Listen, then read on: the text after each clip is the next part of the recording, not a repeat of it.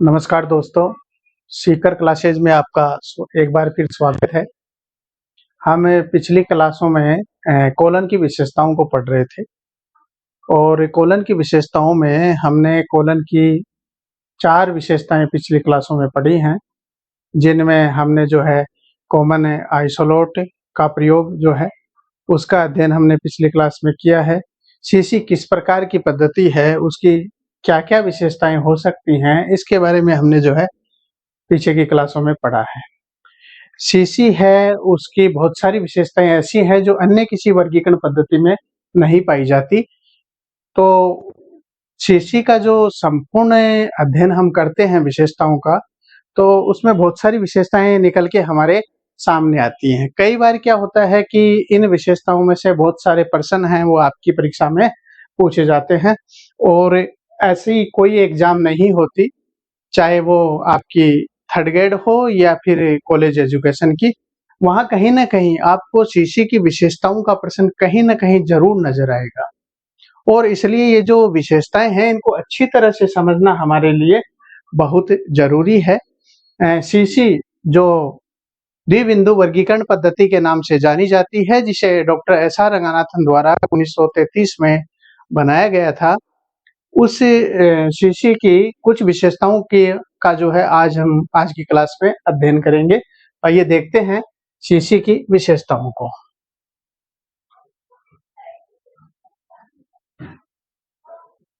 आज जो हमारा पहला टॉपिक है सीसी की विशेषताओं में, वो जो है principle of the helpful sequence, यानी सहायक क्रम या उपयोगी अनुक्रम की जो विशेषता है वो सीसी के अंदर पाई जाती है।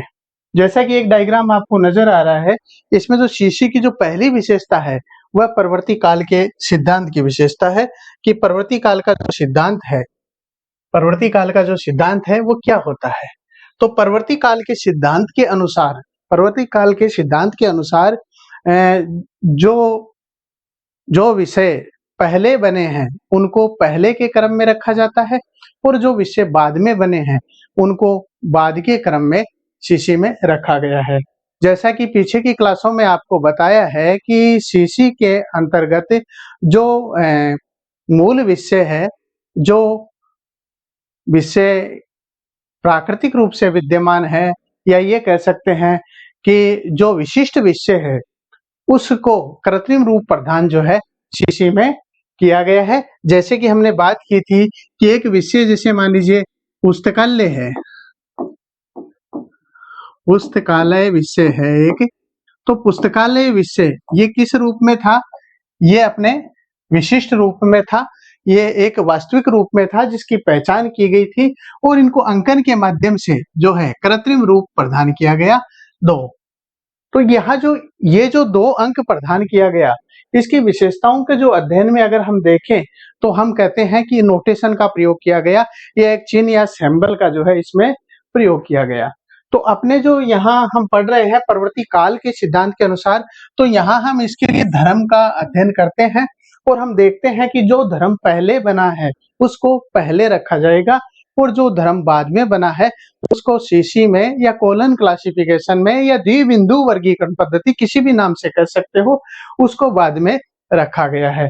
जैसे हम जानना चाहें कि परवर्ती काल का सिद्धांत क्या है, तो इस डायग्राम में देखिएगा कि सबसे पहले जो धर्म बना, सबसे पहले धर्म बना और डॉक्टर एस.आर. रंगानाथन ने द्विबिंदु वर्गीकरण पद्धति में, द्विबिंदु वर्गीकरण पद्धति में धर्म के लिए जो है सिंबल प्रयोग किया गया, वो किया गया आपका क्यू,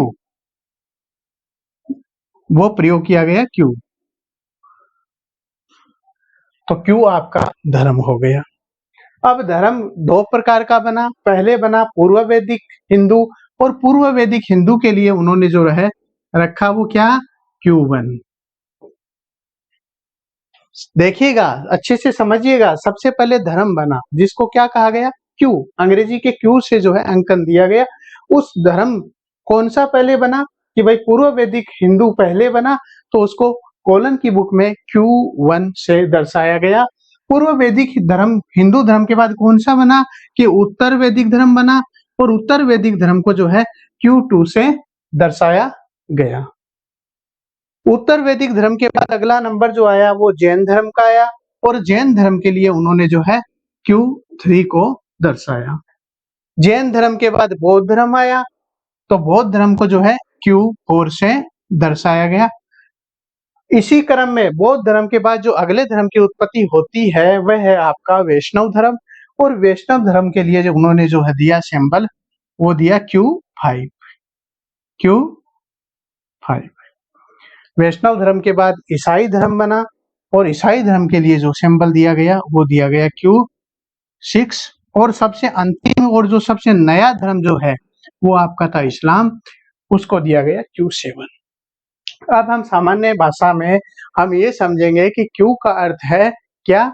धर्म, और जो Q1 है उसका अर्थ है पूर्व वैदिक धर्म, Q3 है उसका अर्थ है उत्तर वैदिक धर्म, और Q4 है उसका अर्थ है बौद्ध धर्म, Q5 है उसका है आपका क्या? वैष्णव धर्म। इसी प्रकार Q6 ईसाई धर्म और Q7 इस्लाम धर्म। ये जो क्रम चला है आप देखिएगा, ये जो क्रम चला है वो कोलन में जिस प्रकार धर्म की उत्पत्ति हुई है, जिस प्रकार धर्म की उत्पत्ति हुई है उसी क्रम में जो है इनको अंकन प्रदान किया गया है। अर्थात जिस धर्म की जिस काल में उत्पत्ति हुई है, जिस धर्म की जिस काल में उत्पत्ति हुई है उसे उसी क्रम में जो है स्थान कोलन की पुस्तक में दिया गया है। इसे ही जो है परवर्ती काल का सिद्धांत कहा जाता है, इसे ही परवर्ती काल का सिद्धांत कहा जाता है। अर्थात जो पहले आया, जिसका उत्पत्ति वर्ष पहले है उसके लिए अंक पहले दिया गया, और जिसका उत्पत्ति वर्ष बाद है उसको अंकन जो है बाद में दिया गया। ये पहला अपना बिंदु था परवर्ती काल का सिद्धांत। अपना जो दूसरा बिंदु है वो है परवर्ती विकास का सिद्धांत। परवर्ती विकास के सिद्धांत में हम देखेंगे कि जो विकास का क्रम है, मानव विकास का जो क्रम है उसको आधार बनाया गया, और उसके आधार पर जो है अंकन प्रदान किया गया, या कहें कि किसी जो है विशिष्ट विषय को कैसा विषय बनाया गया कि कृत्रिम विषय बनाया गया, विशिष्ट विषय को कृत्रिम विषय बनाया गया। जैसे एम्ब्रियो अर्थात भ्रूण,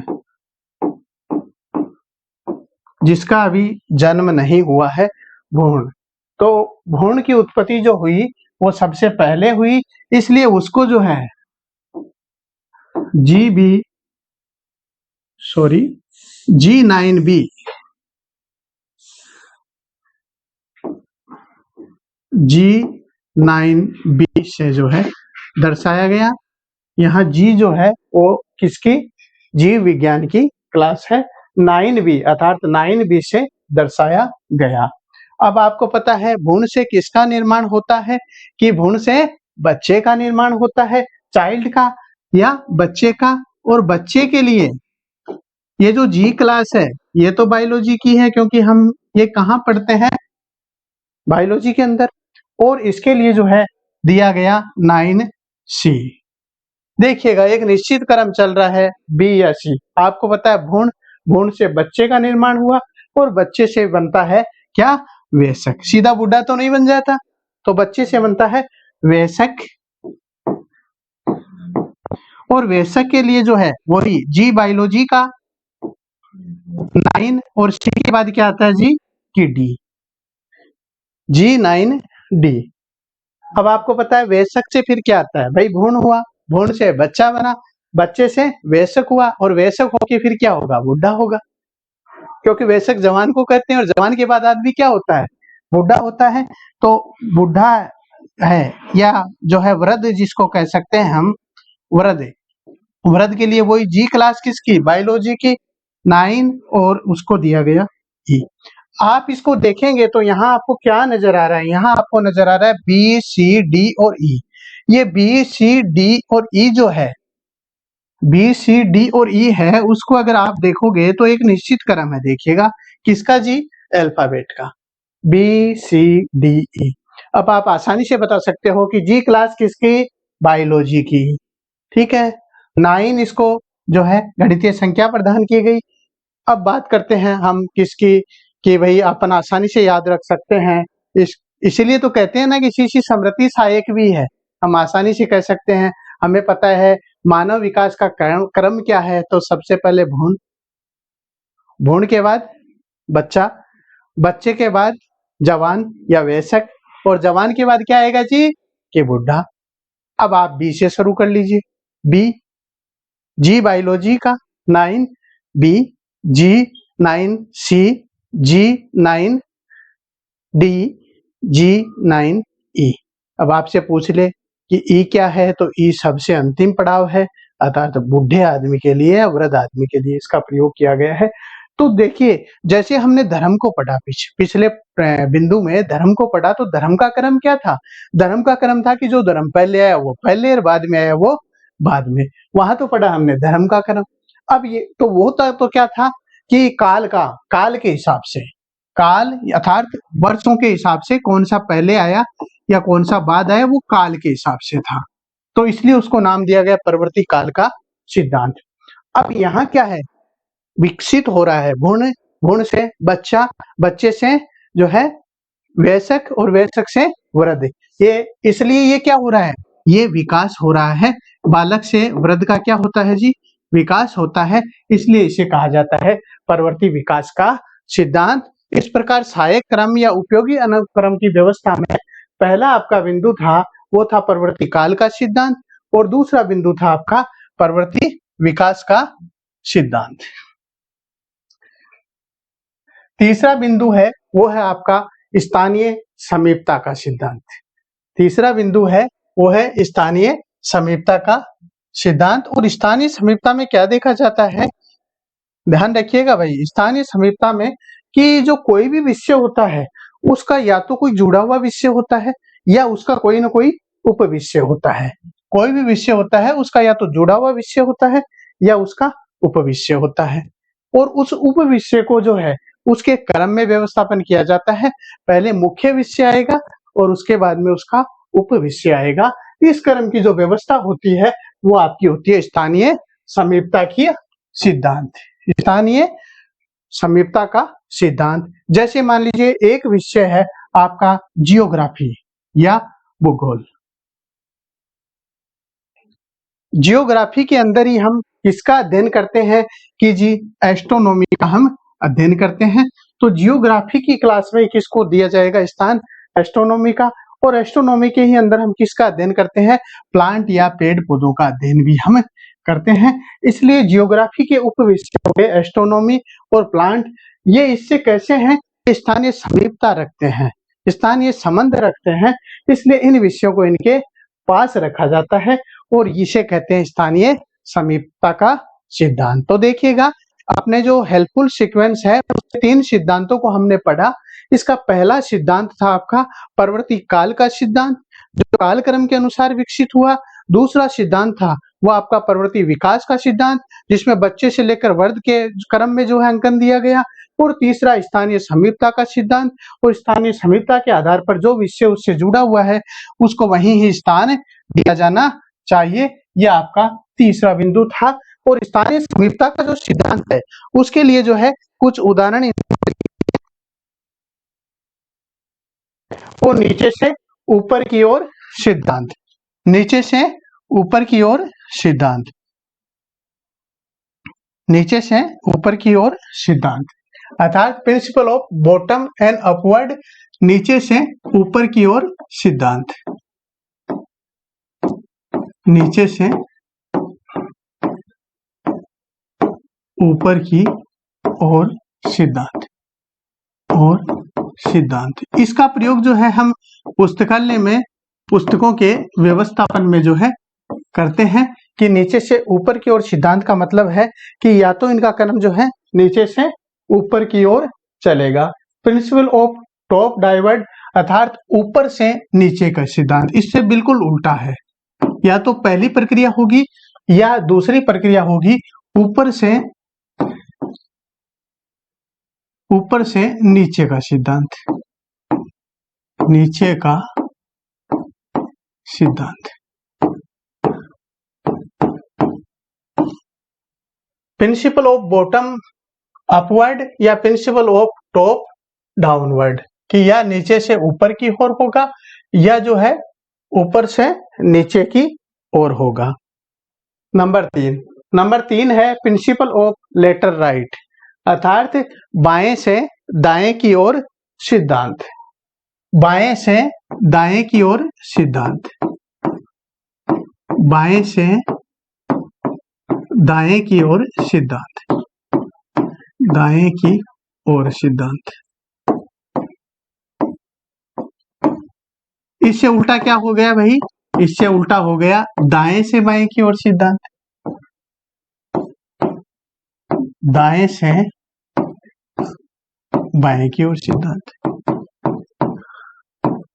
बाएं की ओर सिद्धांत बोले तो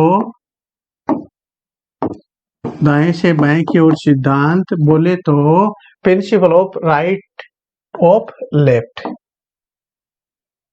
तो देखिएगा चार हैं, या तो नीचे से ऊपर की ओर, या ऊपर से नीचे की ओर, या बाएं से दाएं की ओर, या दाएं से बाएं की ओर। ठीक है।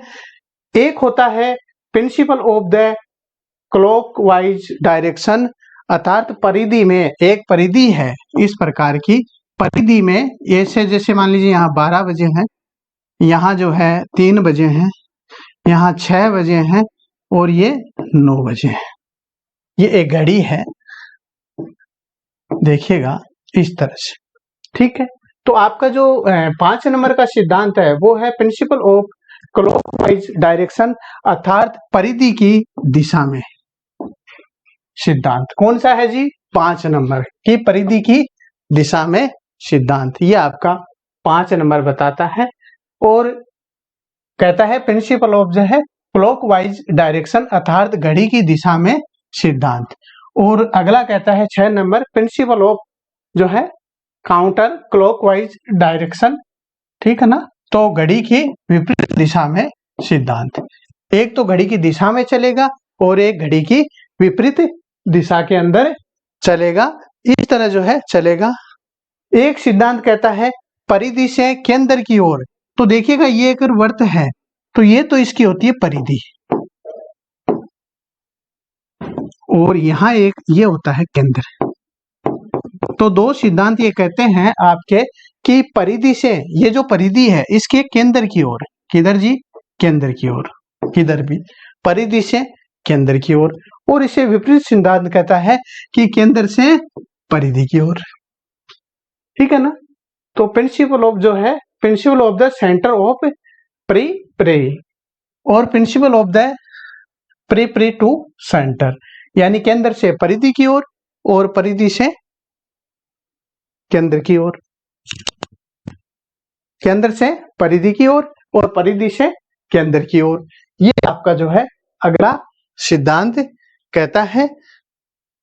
एक आता है स्थलों से वर्ग की दूरी की ओर। स्थल से वर्गों की जो दूरी होती है, वर्गों की, स्थल से, स्थल कहते हैं जमीन से, स्थल से वर्गों की दूरी की ओर, दूरी की ओर। बहुत आसान है इनको याद करना। ये 9 सिद्धांत हैं जो आपके जुड़े हुए हैं। किससे जी? ये आपके जुड़े हुए हैं स्थानीय समीपता, क्योंकि कोई न कोई समीपता का अपने को लेना ही पड़ेगा। तो हम क्या करेंगे, या तो नीचे से ऊपर की ओर लेंगे, या ऊपर से नीचे की ओर लेंगे, या तो दाएं से बाएं की ओर लेंगे, या बाएं से दाएं की ओर लेंगे, या तो घड़ी की दिशा में लेंगे, या फिर घड़ी से विपरीत दिशा में लेंगे, और स्थल वर्गों की दूरी की ओर लेंगे, या तो केंद्र से परिधि की ओर लेंगे या परिधि से केंद्र को ओर लेंगे। तो अगर हम 8 को देखें तो हर एक पहला दूसरे से अपोजिट है, तीसरा चौथे से अपोजिट है, पांचवा छठे से अपोजिट है, और सातवां आठवें से अपोजिट है, एक नौवा है वो आपका अलग है। ये है आपका स्थानीय समीपता का सिद्धांत। नेक्स्ट है आपका परिमाप का सिद्धांत। परिमाप का सिद्धांत। परिमाप का सिद्धांत देखिएगा आप क्या होता है। परिमाप का सिद्धांत कि भाई परिमाप का सिद्धांत परिमाप के सिद्धांत में पुस्तकों को जो उनकी क्वांटिटिव मेजर्स है अर्थात आकार के क्रम में जो है व्यवस्थित किया जाता है और इसके दो भाग हैं, एक होता है मात्रा का वृद्धि क्रम और एक होता है मात्रा का ह्रास क्रम। इसको सीधी सी भाषा में आप यूं समझो कि एक पुस्तकालय में मान लीजिए पॉलिटिकल की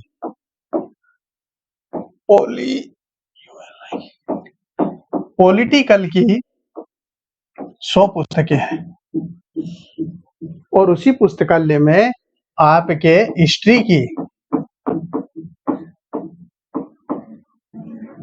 की 200 पुस्तकें हैं।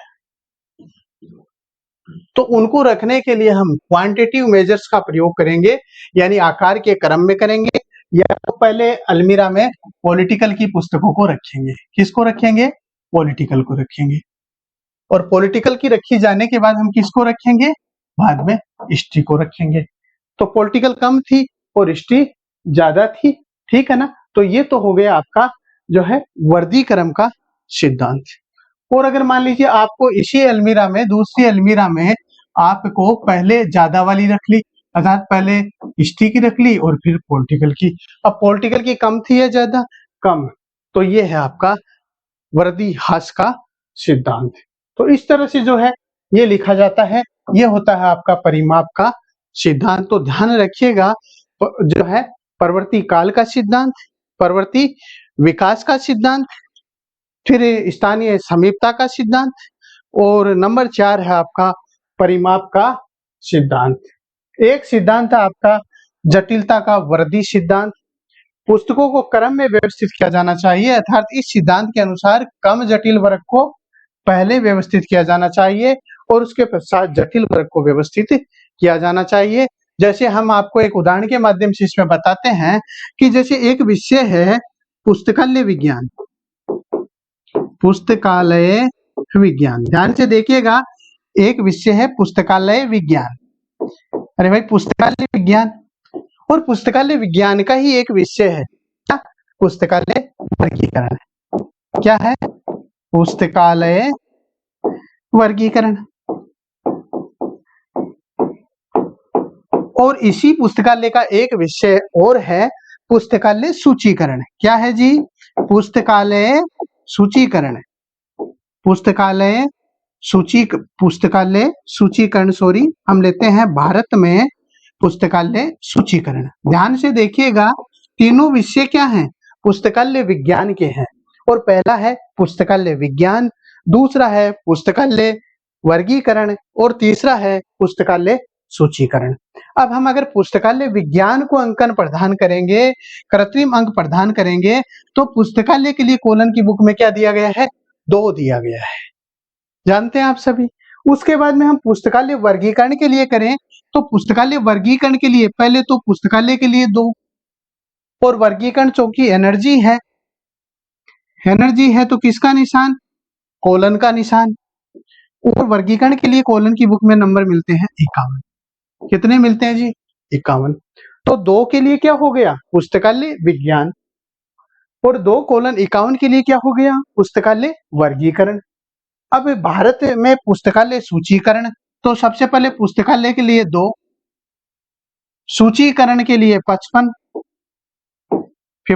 कोलन की बुक में दे रखा है। और अब बात करते हैं भारत की, तो भारत के लिए डॉट क्या हो जाएगा? 4।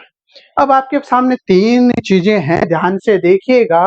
पुस्तकालय विज्ञान मतलब 2, पुस्तकालय वर्गीकरण मतलब 2:51 और भारत में पुस्तकालय सूचीकरण मतलब 2:55.44। अब आप मुझे देख के बताइए कि इसमें सबसे जटिल कौन सा है?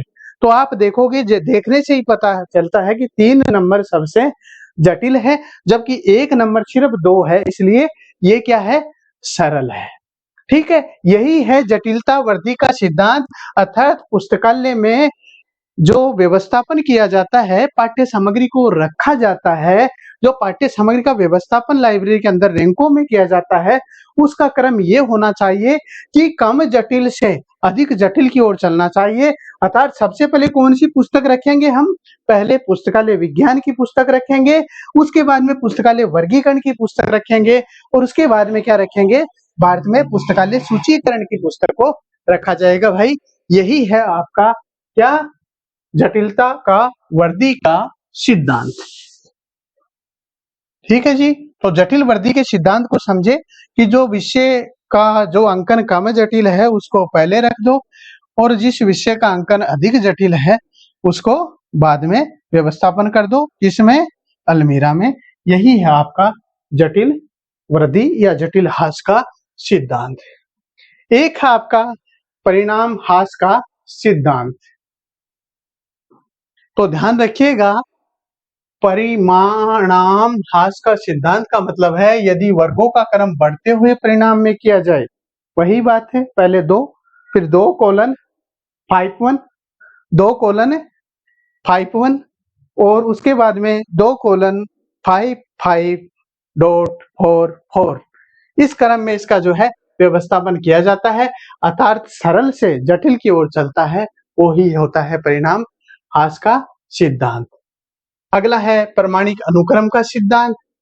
प्रमाणिक अनुक्रम में क्या होता है कि जब हम पुस्तकालय में प्राकृतिक विषय को कृत्रिम विषय में रूपांतरित करते हैं या अंकन प्रदान करते हैं, तो किसी न किसी सिद्धांत, किसी न किसी विधि, किसी न किसी मेथड या किसी न किसी नियम का प्रयोग जरूर करते हैं। और जब नियम सारे फेल हो जाते हैं, सारे नियम जब फेल हो जाते हैं, कहीं नियमों का प्रयोग नहीं होता, तो जो प्रमाणिक विधि है, जो हमारे चली आ रही है, वर्षों से चली आ रही है, क्रॉनिकल जो मेथड है, उसका प्रयोग हम करते हैं और उसी के अनुसार पुस्तकालय में पुस्तकों का व्यवस्थापन करते हैं। इसे ही प्रमाणिक अनुक्रम के सिद्धांत के नाम से जाना जाता है। ठीक है ना। जैसे मान लीजिए हम बात करें क्रॉनिकल सीक्वेंस के अंदर, तो जो मैथमेटिक्स है, ठीक है ना, मैथमेटिक्स की बेसिक जितनी भी डिवीजन है उनको उसके क्रम में रखा जाता है। कैसे भाई? बेसिक डिवीजन क्या हुई कि जैसे मैथमेटिक्स है, ठीक है, एलजेब्रा है, ट्रिग्नोमेट्री है, ये सब क्या है? इसकी डिवीजन है। एलजेब्रा, ट्रिग्नोमेट्री, ठीक है, कोऑर्डिनेटर या फिर निर्देशांक ज्यामिति, ये सब क्या है? इसका है, इसकी सारी की सारी जो है डिवीजन है। उन डिवीजनों के क्रम में इसको रखा जाता है, पहले मूल विषय को फिर उसके डिवीजन को। इसे ही कहा जाता है प्रमाणिक अनुक्रम का सिद्धांत। और ये कब लगाया जाता है? जब कोई सूत्र, उपसूत्र, कोई नियम, कोई पद्धति काम नहीं आती। भाई यही करते हैं ना, जब अपने कोई बात समझ में नहीं आती तो हम करते हैं उसने कैसे किया था, दादाजी ने कैसे किया था, पिताजी ने कैसे किया था, वैसे ही हम कर लेते हैं। तो हम देख के करते हैं, वही बात यहाँ लागू होती है आपके प्रमाणिक अनुक्रम के सिद्धांत पे। फिर अगला आता है साहित्य भाग का सिद्धांत। जैसा कि बहुत बार एग्जाम में पूछा जा चुका है, लाइब्रेरी ग्रेड 3 2016 में इसको पूछा गया था, ठीक है ना, कि लिटरेचर वारंट का सिद्धांत है वो किसके द्वारा दिया गया था। तो ये जो चीज है, अगर हम देखें कि भाई ये सिद्धांत किसके द्वारा दिया गया था, तो ये इसका जो थे वो व्लादिमीर हुल्मे थे। व्लादिमीर हुल्मे के ने जो है ये सिद्धांत दिया था, और ये सिद्धांत को उनके उपयोग और खोज के क्रम में व्यवस्थित करने की वकालत करता है। कि भाई सीधी सी बात यही है कि जो विषय ज्यादा उपयोग में होता है, जो विषय ज्यादा उपयोग में होता है, उसे जो है अपने पास में रखना चाहिए। उनको एक निश्चित क्रम या किसी पंक्ति में उसका व्यवस्थापन होना चाहिए। अर्थात जिस विषय का उपयोग अधिक होता है सामान्यतः पुस्तकालय में, वो पुस्तकालय कर्मचारी या पुस्तकालय अध्यक्ष के आसपास होता है। और जिस विषय का कम प्रयोग होता है, वर्षों तक कोई वो पुस्तक लेने ही नहीं आता है, तो हम क्या करते हैं, उस पुस्तक को जो है पुस्तकालय अध्यक्ष से दूर की अलमीरा में रख देते हैं। पुराने जमाने में जब परंपरागत पद्धति होती थी, तो किसी पुस्तक का जितना उपयोग होता था उतनी ही उसके जो है फर्स्ट पृष्ठ पे ऐसी टिमकियां लगा दी जाती थी। और अगली साल जब स्टॉक वेरिफिकेशन या भौतिक सत्यापन किया जाता था, तो इस बात का पता लगा लिया जाता था कि कौन सी पुस्तक की कितनी डिमांड है, और उस पुस्तक की जितनी डिमांड होती थी उसको उसके हिसाब से व्यवस्थित क्रम में रखा जाता था। तो कहते हैं कि जो इस सिद्धांत का जो प्रतिपादन तो व्लादिमीर हुल्मे ने किया था, ये सिद्धांत विषयों को उनके उपयोग और खोज के क्रम में व्यवस्थित करने की वकालत करता है और किन्हीं वर्गों को एक पंक्ति में उस विषय पर एकत्रित पुस्तकों अथवा प्रकाशित या अनुमानित प्रकाशित लेखों के हास के आधार पर व्यवस्थित किया जा सकता है। इस प्रकार के सिद्धांत का प्रयोग तब किया जाना चाहिए जब अन्य किसी प्रकार के सिद्धांत का प्रयोग नहीं होता। कहने का मतलब है डॉक्टर एस आर रंगानाथन ने पहले तो अपने ही नियम, पुस्तकालय विज्ञान के 5 नियम, अन्य नियम, सूत्र और उपसूत्र का प्रयोग किया, लेकिन अगर इनका प्रयोग नहीं हो पा रहा है तो आप किसका लगाओगे जी? वादिमर हुल्मे का सिद्धांत लगा सकते हो, जो लिक्टेस्ट्री वारेंट का सिद्धांत या साहित्य मांग के सिद्धांत के नाम से जाना जाता है। इसका प्रयोग हम कर सकते हैं। इसमें जो है एक निश्चित क्रम में जो है इसका व्यवस्थापन किया जाता है। यदि कोई विषय है और उस पे कोई टीका या टिप्पणी लिखी गई है तो वो भी उसके पास में ही रखी जाती है। ऐसा जो है इस सिद्धांत में किया गया है। अगला जो सिद्धांत आपका वह है वर्णानुक्रम का सिद्धांत। और वर्णानुक्रम के सिद्धांत में हम देखेंगे कि वर्णानुक्रम जैसा कि अल्फाबेटिकल ऑर्डर इसको हम कहते हैं, तो ये वर्णानुक्रम का सिद्धांत है और ये विषयों को आवश्यकता के अनुसार या वर्ण क्रम में व्यवस्थित करता है। अर्थात रंगानाथन साहब द्वारा समान और संबंधित विषयों के प्रलेखों के एक जगह व्यवस्थापन या पुस्तकों का व्यवस्थापन सहायक क्रम में करने की बात जो है की गई है। अर्थात इसमें प्रिंसिपल ऑफ हेल्पफुल सीक्वेंस का जो है प्रयोग किया जाता है। अर्थात ऐसे विषय, एक विषय है उसकी कोई महान कृति भी हो सकती हैं, उसकी सहायक पुस्तकें भी हो सकती हैं, उस पे कोई जो है संक्षिप्त लेख भी हो सकता है, उस पे टिप्पणी भी हो सकती है, उस पे टीकाएं भी हो सकती हैं, या उसका कोई विश्लेषण या सार रूप हो सकता है, उसका कोई अब्स्ट्रैक्ट हो सकता है। तो उन सबको एक स्थान पर रखना, वो भी किस ऑर्डर में? अल्फाबेटिकल ऑर्डर में रखने का नाम ही वर्णानुक्रम है। उसे ही वर्णानुक्रम का सिद्धांत कहा जाता है। ये हेल्पफुल सीक्वेंस की विशेषता है। अगली जो विशेषता है आपकी वह है आपकी वैश्लेषी एवं संश्लेषणात्मक पद्धति। यहाँ हम बात शीशी की कर रहे हैं भाई। किसकी कर रहे हैं? शीशी की। किसकी कर रहे हैं? द्विबिंदु वर्गीकरण पद्धति की। किसकी कर रहे हैं? कॉलम क्लासिफिकेशन की। किसकी कर रहे हैं? डॉक्टर एस आर रंगानाथन की महान कृति की, जो डॉक्टर एस आर रंगानाथन द्वारा लिखी गई थी, उसकी हम विशेषता करते हैं। और वैश्लेषी और संश्लेषणात्मक पद्धति जो है शीशी की प्रमुख विशेषता है, क्योंकि हमें शीशी के अंदर क्या है कि शीशी के अंदर हमें वर्ग बनाने नहीं पड़ते, हमें वर्ग किस पे लेने पड़ते हैं? हमें जो है वर्ग एक स्थान से दूसरे स्थान से प्राप्त करने होते हैं और उनको जो है क्या किया जाता है? चिन्हों के माध्यम से। कौन से चिन्ह? PMEST के चिन्हों के माध्यम से उनको उनकी विशेषताओं के आधार पर जोड़ा जाता है। ठीक है, किसके अंदर? शीशी के अंदर। जैसे आपको पता है शीशी के अंदर अगर हम बात करें विशिष्ट विषयों की, अगर बात की जाए विशिष्ट विषयों की, तो उनको जो क्रम दिया गया है वो B mathematics, C physics, D engineering, F technology. ठीक है, अगर अब इसके आगे के क्रम में चलें, अगर वैज्ञानिक विषयों में करें तो हम देखेंगे कि जो कला के विषय हैं उनमें एम है, एन है, यू जियोग्राफी है, वाई सोशोलॉजी है, जेड कानून है। वो क्या है? वो आपके विशिष्ट विषय हैं। वो क्या है? आपके विशिष्ट विषय हैं। कैसे हैं जी? विशिष्ट विषय, स्पेशल क्लास, विशिष्ट विषय। इनको ही कहा जाता है मेन क्लास, मुख्य क्लास, मेन क्लास, मुख्य वर्ग। अब उनके पास में मान लीजिए हमें कोई दूसरी चीज लेनी है, जैसे लाइब्रेरी के अंदर हमें सूचीकरण लेना है। ध्यान दीजिएगा, क्या लेना है? सूचीकरण। तो लाइब्रेरी का जो विशिष्ट विषय है वो क्या है जी? उसको तो 2 अंक है, लेकिन सूचीकरण की बात की जाए तो सूचीकरण कितना है जी? 5 है। अब बात करूं मैं 2 की, तो 2 क्या है भाई? 2 तो मैं कह रहा हूं कि मेन क्लास है। 2 क्या है? मेन। और सूचीकरण है, वो सूचीकरण क्या है आपका? देखिएगा, वो है आपकी ऊर्जा। क्या है जी? ऊर्जा, एनर्जी। अब इसमें ना तो पर्सनैलिटी है, ठीक है, ना तो इसमें एनर्जी है, ना कुछ और है। तो हम क्या देखेंगे कि सूचीकरण के अंदर हम ये भी हमें मिलता है और ये 55 भी मिलता है, ठीक है ना। अगर वर्गीकरण लेना चाहें तो 51 ले सकते हैं, तो हमें ये भी मिलता है और वो भी मिलता है। अब हम कहते हैं कि शीशी वेस्लेसी संश्लेषणात्मक पद्धति ये कैसे है जी, कि ना तो हम 55 को लेके आए, ये भी था, हमने नहीं बनाया, ना हमने 2 को बनाया। हमने काम क्या किया कि मेन क्लास 2 को उठाया।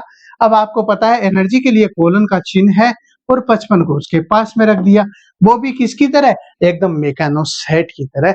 तो एक यहाँ विषय बनाए नहीं जाते, बल्कि एक विषय के पक्ष को दूसरे विषय के पक्ष के पास ही रखा जाता है।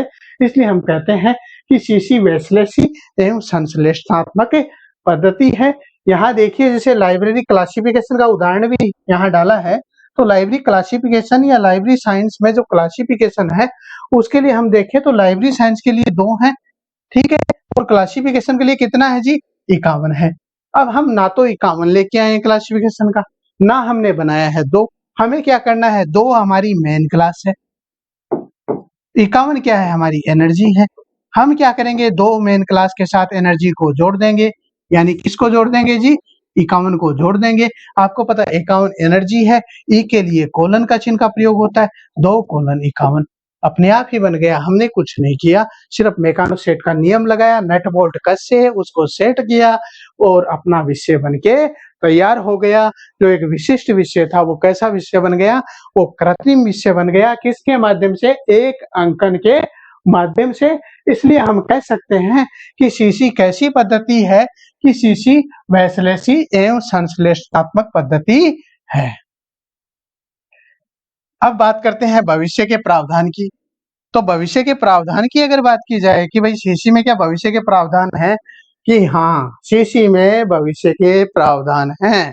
डॉक्टर एस आर रंगनाथन ने शीशी में सबसे पहले जो शुरुआत की वो 2 से की, विशिष्ट क्लास की शुरुआत की, किससे की, 2 से की, और 2 को उन्होंने कहा library science,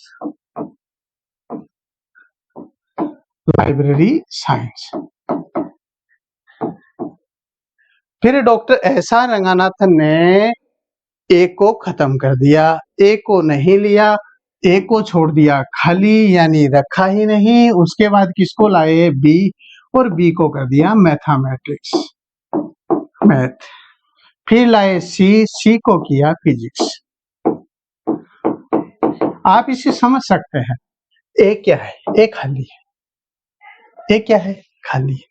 doctor S R Ranganathan को पता था कि आज जो विषय है आने वाले दिनों में और नए विषय बनेंगे, नए विषयों का निर्माण होगा।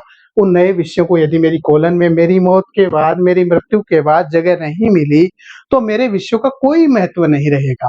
इसलिए जो है उन्होंने क्या किया, यहाँ एक को खाली छोड़ दिया, एक को खाली छोड़ दिया, किस लिए, भविष्य में इसमें नया विषय आ सके। इसलिए जो है शीशी का जो है भविष्य के नियमों से प्रभावित नहीं होगी। अब आप सोच रहे होंगे कि भाई नए विषय कैसे बना, तो देखिए एक है आपका विषय बायोलॉजी, जीव विज्ञान, और एक विषय है आपका केमिस्ट्री, रसायन विज्ञान। बायोलॉजी और केमिस्ट्री रंगनाथन के समय में भी थे, लेकिन एक उन जो दोनों को मिला के एक नया विषय बना बायोकेमिस्ट्री, वो रंगनाथन के समय नहीं था। इसी प्रकार बहुत से उप विभाजनों में भी डॉक्टर एस आर रंगनाथन ने बहुत सी क्लासों में स्थान को छोड़ा है, खाली किसके लिए, भविष्य के लिए। ओके, शीशी की अगली विशेषता है अपूपा पद्धति। ध्यान से सुनिएगा, नींद मत लीजिएगा। अपूपा पद्धति के बारे में आपको बताते हैं कि अपूपा पद्धति, लीजिए बालक, अपूपा पद्धति क्या है। ये भी एक शीशी की महत्वपूर्ण विशेषता है, ये कहीं नहीं मिलती। डॉक्टर एस आर रंगनाथन ने ये विशेषता डाली है आपकी द्विबिंदु वर्गीकरण पद्धति में या फिर जो है कोलन क्लासिफिकेशन में। इसके अलावा कहीं भी ये विधि आपको नजर नहीं आएगी। ये एक शीशी की महत्वपूर्ण विशेषता है और कई बार इसमें से प्रश्न आ चुका है, केवीएस में भी कई बार इससे क्वेश्चन पूछे गए हैं। बहुत सरल है, अगर ध्यान से सुनोगे, नींद नहीं लोगे तो आसानी से समझ में आ जाएगी और आपके लिए महत्वपूर्ण विधि है। अगर सोओगे तो सोए ही रह जाओगे, जागोगे तो कुछ पाओगे, ठीक है ना। क्योंकि कहते हैं अब जाग मुसाफिर भोर भयो, अब रेन कहाँ जो सोवत है सो खोवत है, और जो जागत है सो पावत है। इसी सिद्धांत को ध्यान में रखते हुए आप जो है ध्यान से सुनिएगा, और आप कभी अपनी जिंदगी में नहीं भूलेंगे अपूपा पद्धति को, कि भाई कभी हमने अपूपा पढ़ी थी कि क्या है अपूपा। अपूपा क्या है? अपूपा पद्धति जिसका जो है नाम है APUPA,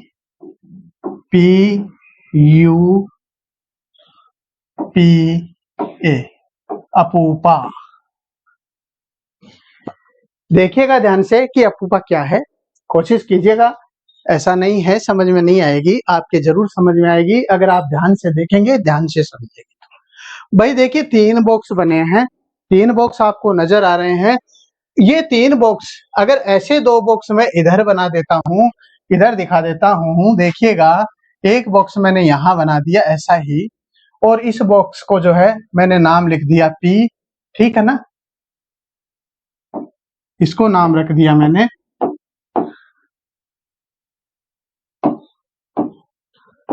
उपविषय, उपविषय। और एक बॉक्स मैंने और बना दिया यहाँ, और इसको मैंने नाम रख दिया एलिन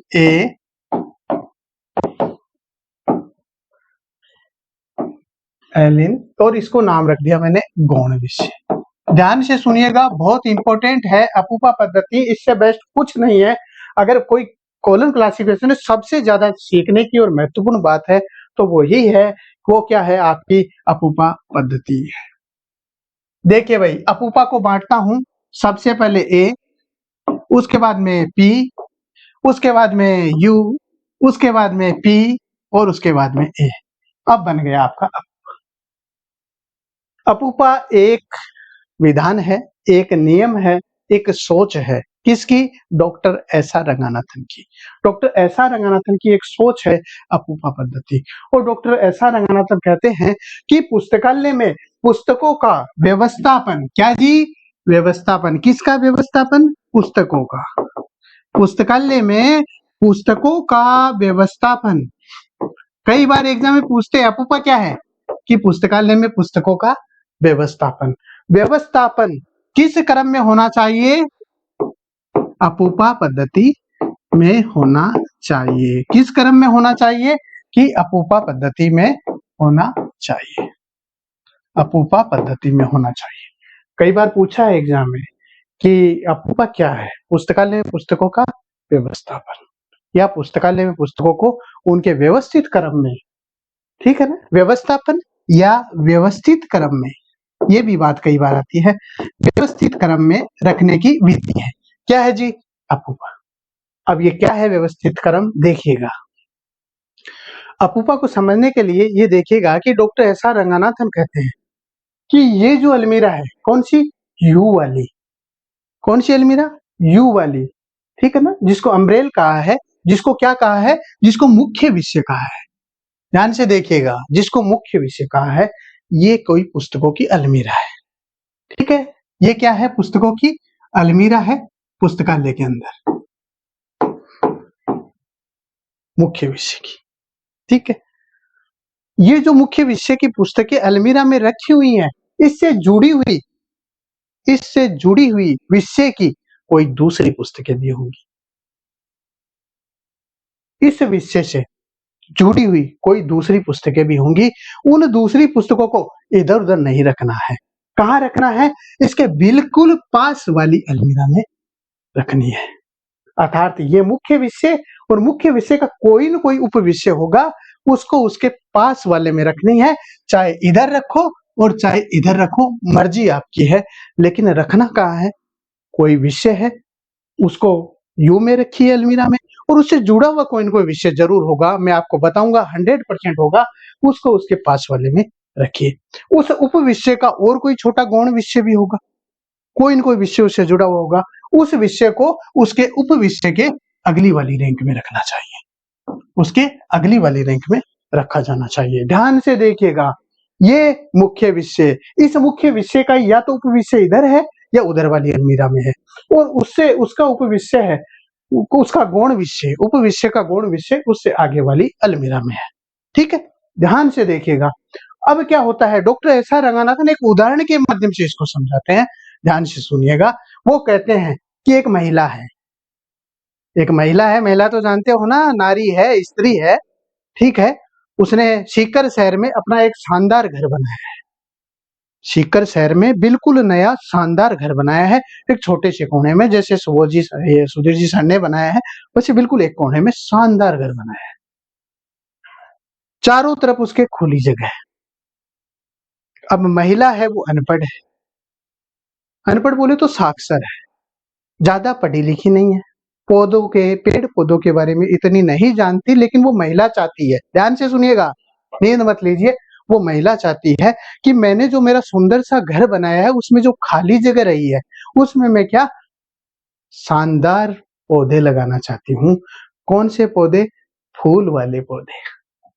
हाँ, जैसे मोगरा है, आपका गुलाब है, जिसमें खुशबू आए, हाँ, मन खुश हो जाए, ऐसे पौधे मैं उसमें लगाना चाहती हूँ। कहाँ? अपने घर के बगीचे में। ठीक है जी। और साहब वो लाइब्रेरी के अंदर चली जाती है, क्योंकि उसको पता नहीं है, वो लाइब्रेरी के अंदर चाहती है कि मैं लाइब्रेरी के अंदर जाकर उसको पढ़ूं कि फूल वाले पौधे कौन कौन से होते हैं, उनकी कौन कौन सी प्रजातियां हैं। कौन जाती है जी? वो महिलाएं। चली गई वो महिला। अब वो लाइब्रेरी में घुसी तो उसने ये अलमीरा किसी से पूछा, विनोद जी जैसे लाइब्रेरी से पूछा कि वो फूलों की किताब वाली जो अलमीरा है वो कौन सी है, तो उन्होंने कहा कि जी ये फूलों के किताब वाली है। अब वो यहाँ रैंक के पास खड़ी खड़ी फूलों वाली किताबों को देख रही है, कौन सी अच्छी है, कौन सी की भाषा ठीक है, कौन सी मेरी समझ में आ रही है। ऐसे खड़ी खड़ी का उसका ध्यान या तो इधर जाएगा या इधर जाएगा। आदमी का है ही, नजर मारता रहता है आदमी, ठीक है ना। तो वो या तो इधर देखेगी या इधर देखेगी। इधर कौन सी किताबें हैं, ध्यान से देखना। फूल वाले पौधे। क्या है जी? फूल वाले पौधे की पुस्तक है भाई इस अलमीरा में, फूल वाले पौधे। अब फूल वाले पौधे की उसने अच्छी तरह पढ़ रही है, सुनिए ध्यान से। फूल वाले पौधे की उसने पढ़ रही है, इसकी नजर कहाँ चली गई? किताबें पढ़ते पढ़ते पास वाली में चली गई, या तो इधर वाली रैंक में चली जाएगी या इधर वाली रैंक में चली जाएगी। और ये महिला यहाँ क्या देखती है कि यहाँ पास वाली अलमीरा में कैसे पौधे रखे हैं, कि ये फल वाले पौधे रखी, किताब रखी है, फल वाले पौधे। ध्यान दीजिएगा, ये फल वाले पौधे इसमें भी हो सकते हैं, फल वाले पौधे। अब उसकी यादान पड़ी, अरे फल वाले भी पौधे हैं, क्यों ना मैं तो फल वाले ही खरीदूं, फूल भी लग जाएंगे, फल भी लग जाएंगे, खा भी लूंगी। तो इसका ध्यान इस अलमीरा से कहाँ आ गया? इस पे आ गया। क्यों आ गया? क्योंकि इसके ये पास रखी थी। अब फल वाले पे इसकी नजर यहाँ आ गई, ये लेडीज ये यहाँ आ गई। अब इसने यहाँ आगे बढ़ाई, तो यहाँ जो किताबें रखी थी वो किसकी रखी थी? खाद व बीज। किसकी जानकारी दे रही है? खाद व बीज की।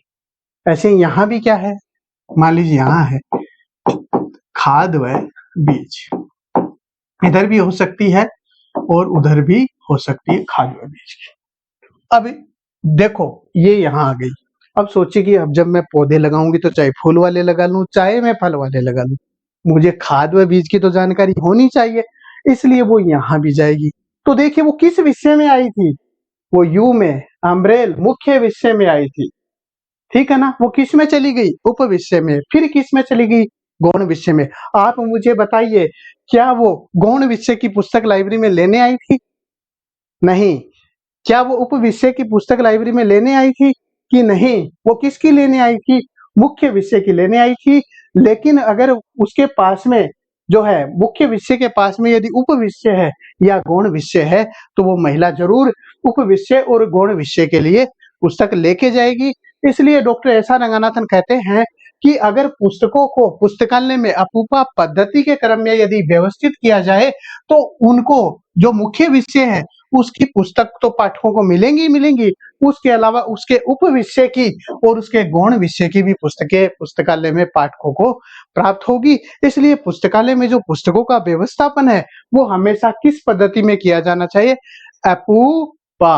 अपूपा पद्धति में पुस्तकालय में पुस्तकों का वर्गीकरण किया जाना चाहिए। ये कौन सी पुस्तक कहती है? आपकी द्विबिंदु वर्गीकरण पद्धति, कोलन क्लासिफिकेशन जो है पद्धति, सीसी पद्धति, किसी भी नाम से आप बोल सकते हैं। ये है भाई आपकी अपूपा पद्धति। और इससे क्या होता है कि कई बार ऐसे पुस्तकों को भी पाठक मिल जाते हैं जिनका जो उपयोग है कभी पाठक करते ही नहीं हैं, ठीक है ना। इसलिए पुस्तकालय में पुस्तकों को किस क्रम में रखा जाना चाहिए कि पुस्तकालय में पुस्तकों को हमेशा अपूपा पद्धति के ही क्रम में रखा जाना चाहिए। एक सीसी की महत्वपूर्ण विशेषता है मिश्रित अंकन, जिसकी मैंने आपको अंकन में चर्चा भी की थी कि अंकन क्या होता है, अंकन का प्रयोग कैसे होता है। यहाँ थोड़ा सा मैं आपको बताता हूँ कि सीसी का जो अंकन है वो कैसा है कि सीसी का मिश्रित अंकन है, ठीक है। भारत की एकमात्र वर्गीकरण पद्धति द्विबिंदु वर्गीकरण पद्धति, उसमें का अंकन कैसा है? मिश्रित अंकन है, क्योंकि इन्होंने जो है अल्फाबेट, जो कैपिटल अल्फाबेट है A to Z में 25 अक्षरों का प्रयोग किया है। किसको छोड़ा है? ए को छोड़कर, ए को छोड़कर। और ए को क्यों छोड़ा था ये भी मैंने आपको बता दिया है कि उन्होंने भविष्य का प्रावधान रखा था कि यदि भविष्य में कोई नया विषय बनेगा तो इसमें जो है यहाँ आ जाएगा। इसके अलावा डॉक्टर एस.आर. रंगानाथन ने छोटी एबीसीडी में भी एस से जेड तक का जो है प्रयोग किया था। कितने अक्षर? 23 का, ठीक है ना। और 3 को छोड़ दिया था, एक आई को, एक एल को और एक ओ को, ठीक है। आई, एल और ओ, आई, एल और I O U, sorry I O U, I O और यू, इन 3 को तो छोड़ दिया, बाकी 23 अक्षरों का इन्होंने प्रयोग किया, ठीक है जी। उसके अलावा इन्होंने क्या किया कि इसमें जो है 0 से 9 तक भारोपीय संख्याओं का भी प्रयोग किया। भारोपीय संख्या का भी प्रयोग किया, भारोपीय संख्या का भी प्रयोग किया। इसके अलावा क्या किया जी? चिन्ह का भी प्रयोग किया। किसका प्रयोग किया? चिन्ह का। चिन्ह का, कोमा का प्रयोग किया, सेमी कोलन का प्रयोग किया, इन्होंने जो है कोलन का प्रयोग किया, ILO,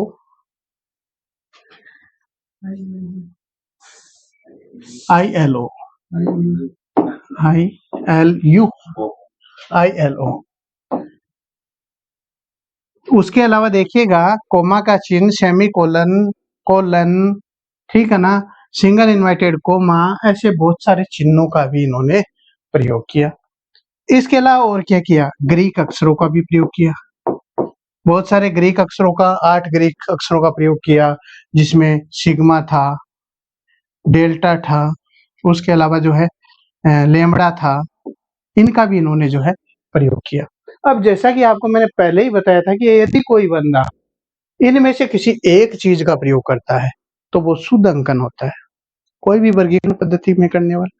लेकिन इसके अलावा किसी भी दूसरी चीज को, कोमा के चिन्ह का भी इसके साथ प्रयोग कर दिया तो वो कैसा अंकन बन जाता है? मिश्रित। तो डॉक्टर एस.आर. रंगानाथन तो इतना प्रयोग किया, इसलिए सीसी का अंकन वो कैसा है कि सीसी का अंकन है वो मिश्रित है, क्योंकि सीसी में ए से जेड तक 25 अक्षरों का प्रयोग किया, ए को भविष्य के लिए छोड़ दिया।